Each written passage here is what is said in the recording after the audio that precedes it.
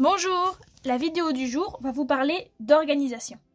Alors j'ai fait une vidéo sur l'organisation qui est en fait ma dernière vidéo de la série Ma préparation à l'EXMD où je présente 3 techniques différentes d'organisation, c'est-à-dire une organisation sur un mois entier, une organisation sur une semaine et une organisation au jour le jour.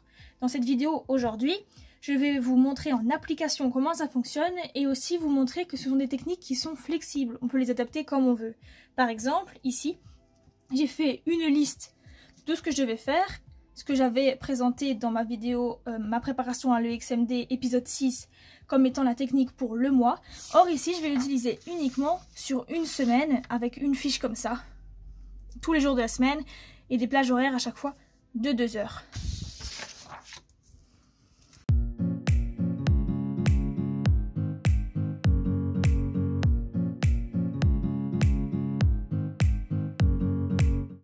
Alors comme vous pouvez voir, la première chose que je fais, c'est que je prends une feuille sur laquelle je vais en fait écrire chacune des choses que j'ai prévu de faire sur cette semaine. Alors ici en fait je vais seulement écrire ce que je dois faire pour préparation médecine, mais je devrais quand même rajouter, mais je le garde dans ma tête, des choses pour travailler pour l'école, pour réussir mon année de réto. Donc en fait, vous voyez, je vais classer par toutes les matières que j'aimerais bien travailler pour l'examen d'entrée en médecine, c'est-à-dire maths, physique, chimie, biologie et communication, je regroupe tout en un bloc. Et ensuite, je vais estimer ce que je dois faire comme travail pour chaque.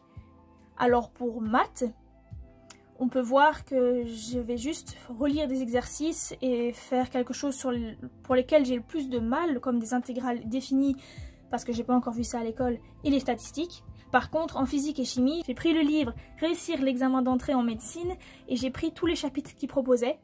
J'en ai fait une liste et à chaque fois, je me dis de revoir la théorie et les formules et de refaire des exercices. Pour biologie, pareil, je me suis dit de relire cette fois, pas d'étudier parce que j'avais déjà étudié, de relire les gros chapitres, c'est-à-dire la cellule, les biomolécules, métabolisme, division cellulaire, évolution et écologie. Mais cette fois, je n'ai pas été chercher les chapitres dans le livre Réussir l'examen d'entrée en médecine, mais c'est le gros intitulé de mes cours préparatoires. Pour communication, j'avais reçu 4 cours que je n'ai pas encore écoutés et des exercices que je n'ai pas encore faits. Et donc, chaque jour, j'aimerais bien faire, écouter tous les cours et faire tous les exos. Une fois que j'ai fini de faire ma liste sur la page principale ici, je vais prendre un planning vide que j'ai créé moi-même sur Excel. Donc tous les jours de la semaine, en commençant du lundi, en finissant du coup par le dimanche, avec à chaque fois des plages horaires de 2 heures, donc de 9h à 10h59, de 11h à midi 59, etc. jusque 22h. C'est ce que j'avais déjà fait en avance, mais vous allez voir, en fait je ne vais pas utiliser le planning de 21h à 22h59 parce que je suis quand même encore en vacances et que je pense qu'après cette journée de travail, travailler déjà de 9h à 20h, ça va déjà être plutôt fatigant pour mon cerveau. J'ai choisi un code couleur tout simple, en bleu tout ce que je dois faire pour l'école et en noir tout ce que je dois faire pour prépa-med. Alors je commence à mardi après-midi parce qu'on est déjà, au moment où j'ai tourné cette vidéo, on était déjà le mardi.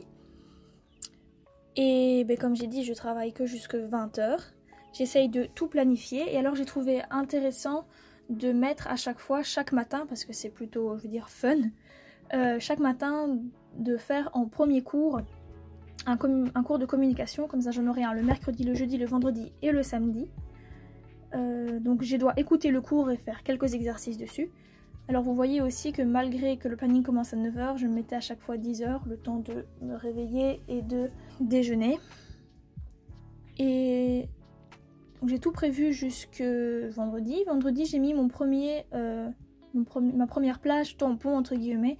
Donc c'est pour la chimie, au cas où j'aurai pas le temps de faire tout ce que je vais faire en chimie. Samedi c'est un jour un peu plus léger aussi. Les 2 dernières plages de 2 heures. D'abord c'est un moment de rattrapage pour tout ce que j'aurais pas pu faire pour prépa médecine. Et le deuxième c'est un moment de rattrapage général où je peux faire absolument ce que je veux. Et le dimanche j'ai rien prévu de spécial. Excepté relire tout ce que je dois faire pour l'école.